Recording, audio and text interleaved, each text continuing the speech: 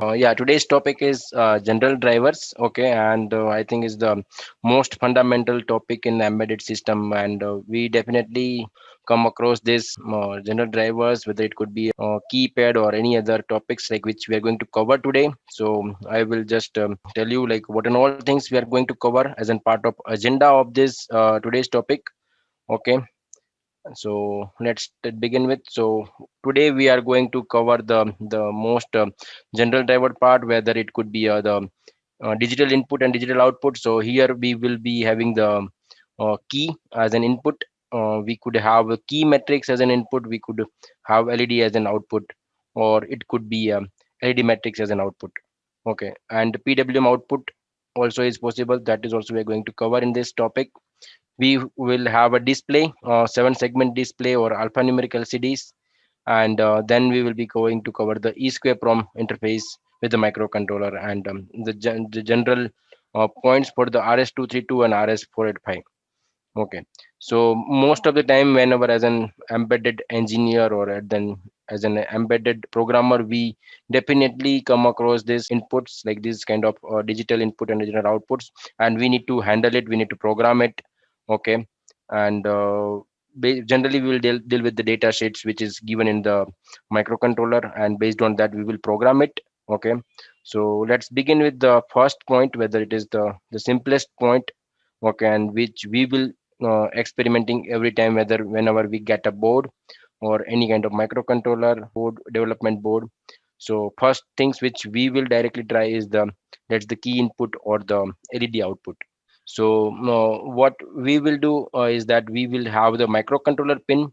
Okay, we will connect the key input to any of the microcontroller pin, and here in this example we have let's say port 7, pin 0, which is P70 we have mentioned over here in the diagram, and we have connected the LED to that port pin. Okay, so by default it will be the floating, and then it will be high condition. So whenever we need to configure any of the port pin as an input, we will configure and as in 1. Okay, so we definitely load the value 1, so to make that port pin as an input. Okay, so here in this case, let's consider the by default we will have a high value, and when key is not being pressed. And now consider the scenario when key is being pressed. So we are making the port pin low. So our program should be written in a such a way that to either we will monitor that port pin, whether it is whenever it is going from high to low, and that will be our detection condition for the key press. Okay, and similarly, we can have the for the release as well. So when once it is low to high, it will be a off condition. Okay, so this is the way we have a key input. Okay, so the things which we need to while programming, we need to definitely take care is the key bouncing and the bouncing delay. Okay, which is required to program while programming or while handling the keys. So what will happen generally when we press the key? So there will be a slightly, as you can see in the diagram, there will be a slightly a spike on the waveform which we are going to see at the while pressing and ending, which we will term as in bouncing and the bouncing delays. Okay, and we need to handle in our program, because there could be a possibility over here as well because of the momentary spike because of the noise. We should not detect the key press condition. Okay, and that can be avoided easily using these delays, and which we need to configure while programming. So ideally, and yeah, it will be a 5 to 10 millisecond of delay which we will implement to, let's say, key pressing confirmation. So once we detect the key press condition, we will again give a delay, and after the delay we will again confirm that whether still that key is being pressed or not. So this way we need to handle this, and yeah, using that we can definitely detect the key press condition. Let's consider the situation where you have a microcontroller 8 pins. Okay, and you have a more key connection. So whenever we have a more key connection, we will not directly connect one key to a one particular port pin directly. Rather than going with that strategy, we will configure those key as a matrix. So as shown in the diagram over here, actually you can see we have a 4 cross 4 matrix keypad configuration. Okay, if we go with the standard way, then we could only connect 8 keys. But using this 4 cross 4 matrix strategy, we are able to achieve the 16 key connection, because we have a 4 cross 4. So that's, you can see the x1, x2, x3, and x4. So these are the rows: x1, x2, x3, and x4. And here y1, y2, y3, and y4 are the columns. Okay, so you can see the, consider that this, we need to make this row pin x1, x2, x3, and x4 as an output pin. So, and this y1, y2, y3, y4 we will make as an input. The now how we will detect that like as we had the similar way for the one key, now how we will detect the key press condition for this matrix configuration. So it is also a simple way, just like let's consider the x1 and y1. So there we have a key one. And yeah, before going to that, what exactly we need to do is that, as we have mentioned x1, x2, x3, and x4 as an output port. Okay, so we need to make those pins as an low. Those pins, as I mentioned, it will be a 0. So to configure the port pin as an output, we need to load the value 0 on those port pins. So x1, x2, x3, x4 I have mentioned, and I have loaded the value 0. And now the other scenario is then like y1, y2, and y3, and y4.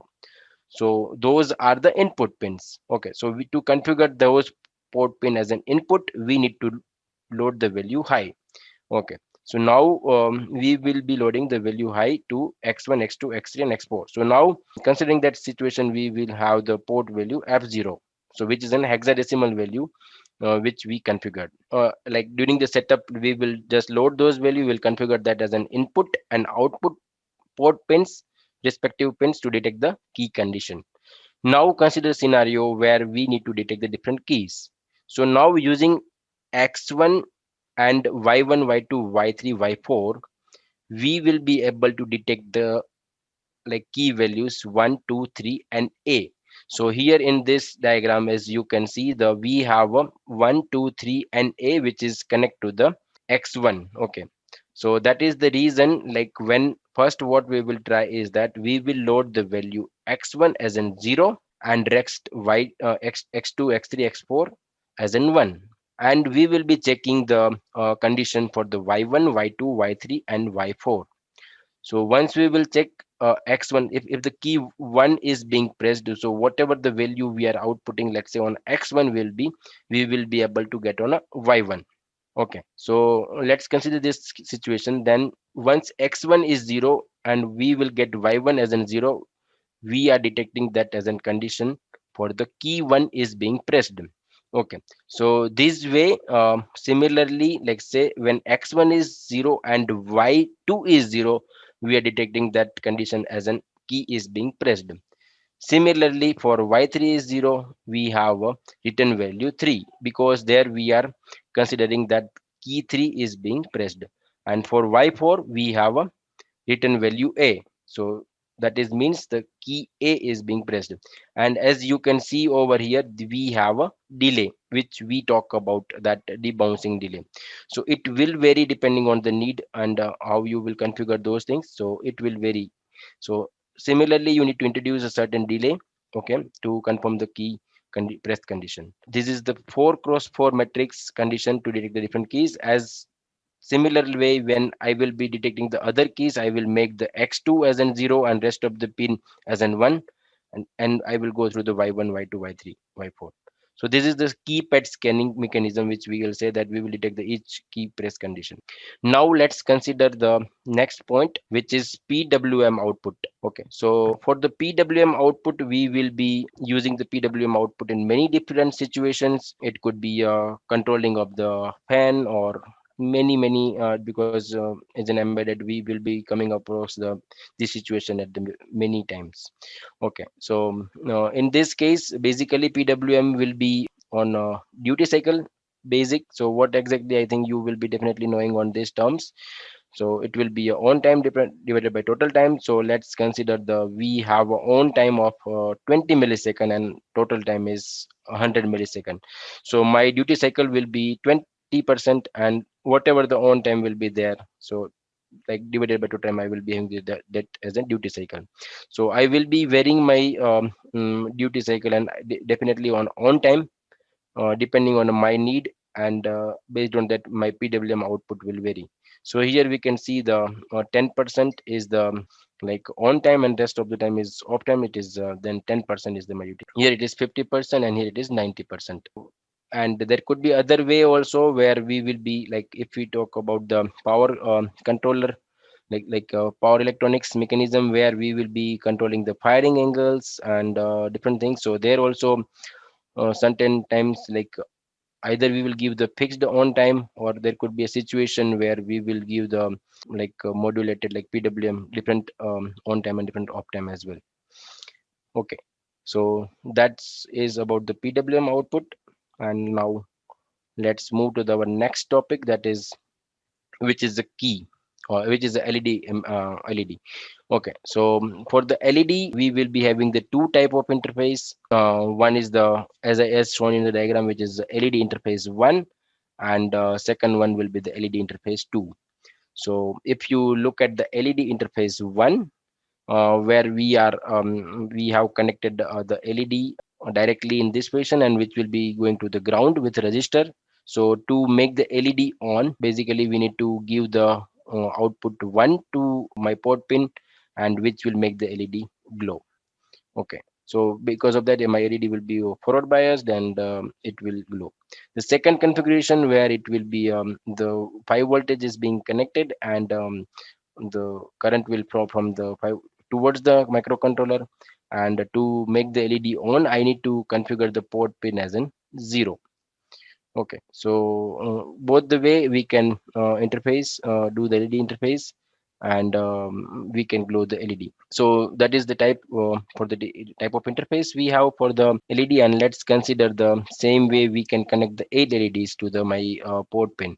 So in this the left hand side diagram we can see that I have a port P00 and a port complete port P0, and where I have connected different 8 LEDs. And to consider make the LED glow, I will just output the one on that line to make the LED glow. And let's say for the blinking, which like what we will do, like we will just make the LED glow and again certain delay, then we will make it off. So periodically on and off will do, and that will make the LED on and off. Okay, so this is the simplest interface for the LED for the 8 LEDs which we will be directly connected to the port pin. And just like as we have a keypad matrix, we will can have a LED matrix as well. Okay, so it is this just almost similar configuration just we had for the key. Here also we can connect. So the main purpose of this also is the same. When we want to have a more number of output LEDs being connected using the less number of lines, we will go with this strategy. And so in example we have considered the 3 cross 3 matrix configuration for the LED. And let's see that so here line 1 2 and 3 is being considered as in row, and A B C is being considered as in column. Okay, so to let's we can also make the specific LED on and off.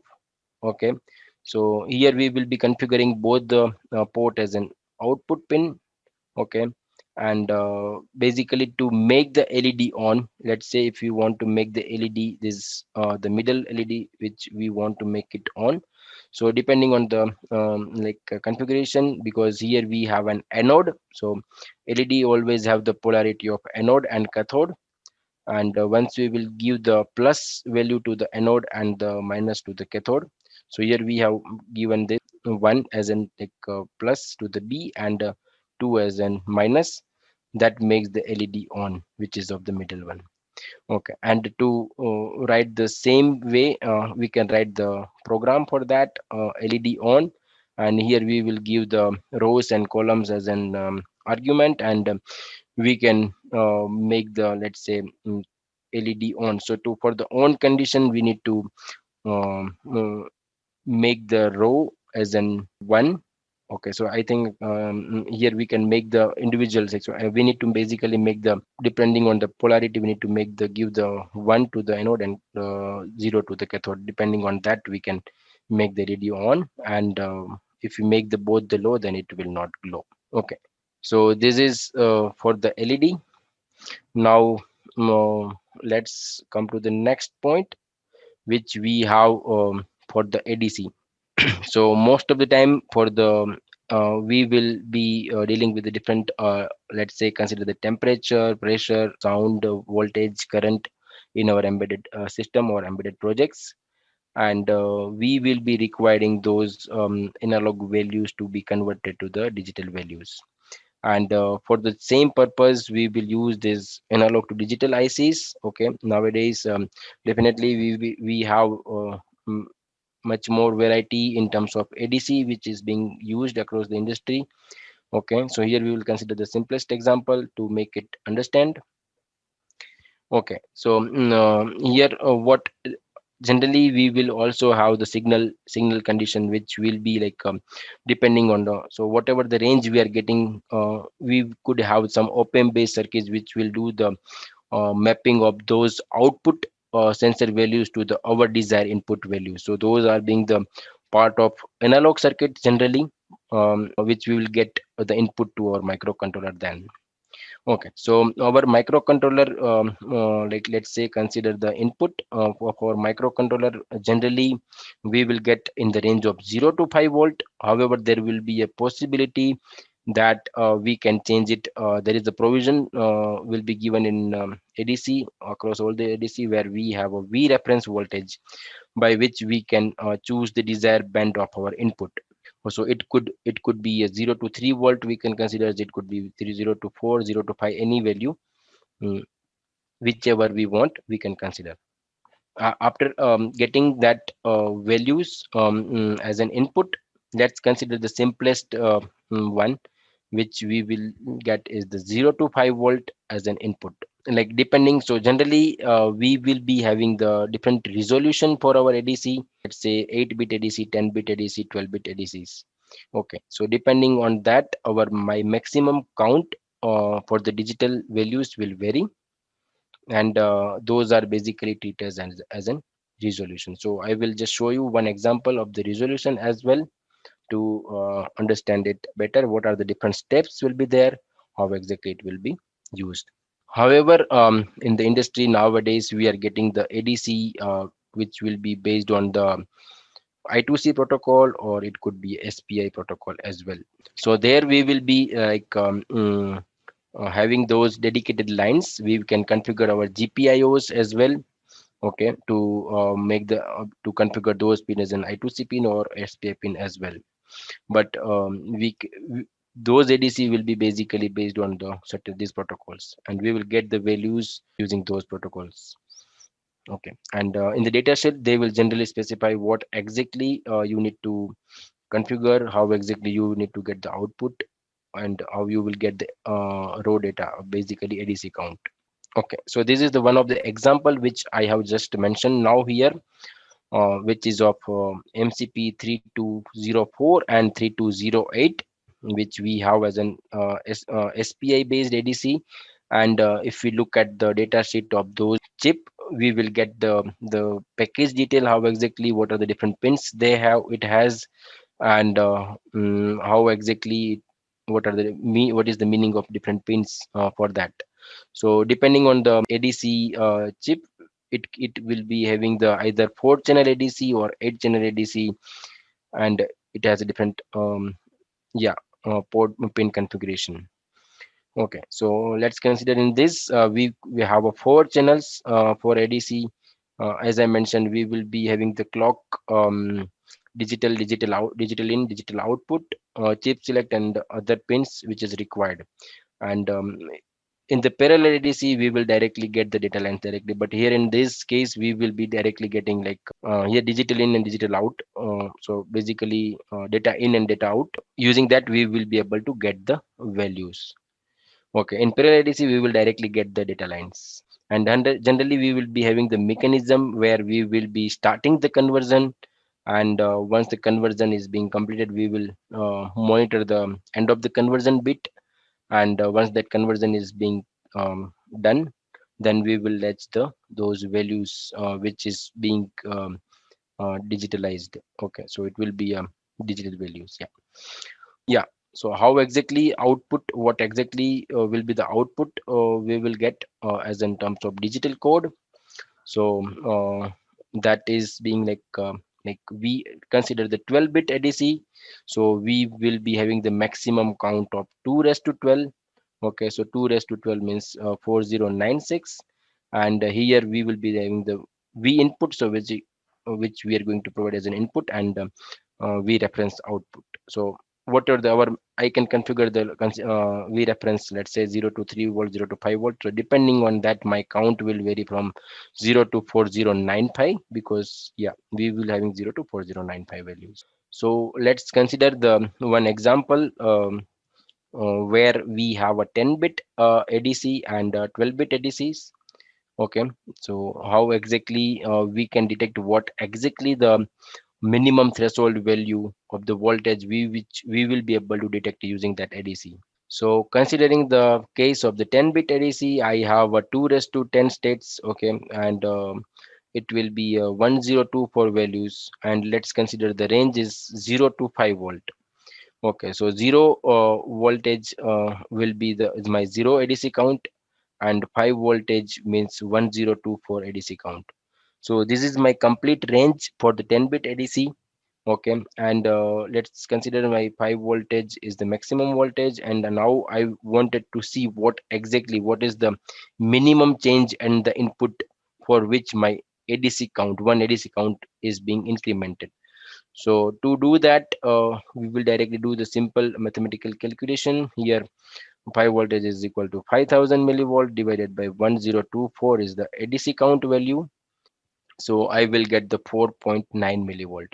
So below to that, if there is a change in input with, let's say, the 3 millivolt, in that case I will not be able to detect that as that variation, because my resolution is being set based on the 10-bit ADC, and I'm not, my ADC is not capable of detecting that much minimal change in the input. Okay, so more and more resolution, definitely more and more precision we will have over the input. So we will be able to control that at uh, very well. Okay, so this is with respect to the 10-bit ADC. Let's consider the one more case for the 12-bit ADC. So for the 12-bit ADC, as we need to go for a 2 raised to 12 states. Okay, so ultimately those are my ADC counts. So same way, 4096 is my maximum count.